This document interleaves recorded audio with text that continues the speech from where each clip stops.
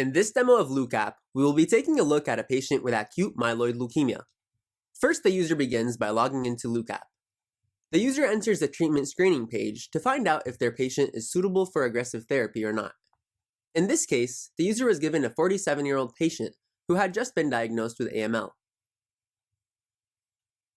Based on her activity, 70 seems to be a reasonable Karnofsky score.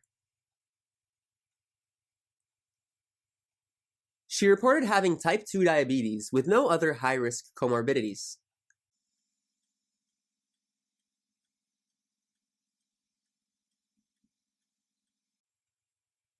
Her lab results return the following for white blood cells, hemoglobin, blasts, and platelet count.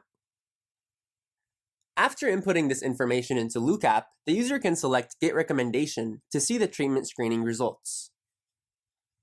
LeukApp tells the user that the patient meets criteria for aggressive therapy, and shows the patient data they just entered to verify validity before contacting the Center of Excellence. The user may then proceed to contact COE and draft an email. First, we remind the user not to enter any protected health information with a HIPAA pop-up warning. Then the current user has the option of entering an urgent contact number and any comments that do not contain PHI. They must select an email priority and can then contact the Bone Marrow Transplant Center directly through the app.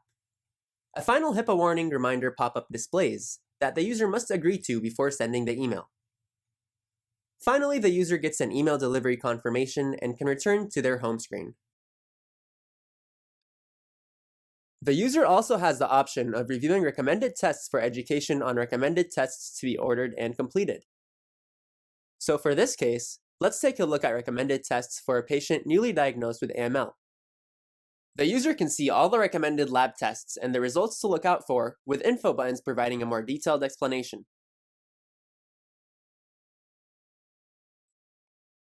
The user can also email themselves this list for future reference. After receiving the email confirmation, the user can return to their home screen. LeukApp also provides the user with the recommended Honor Health order set for reference.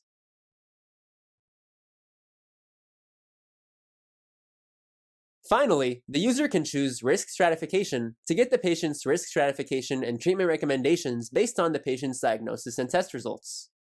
On the first page of risk stratification, the user sees a page very similar to the treatment screening page that they first filled out.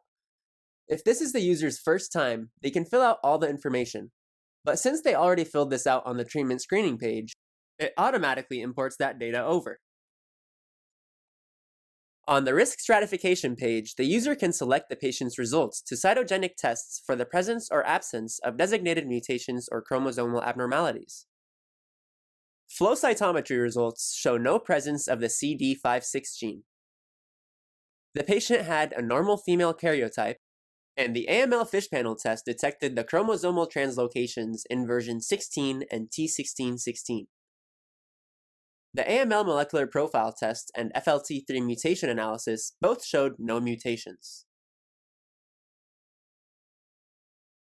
After choosing Get Risk Stratification, the user can see that their patient has a favorable risk based on current guidelines from the National Comprehensive Cancer Network. Of course, the user can also contact the Center of Excellence with these results.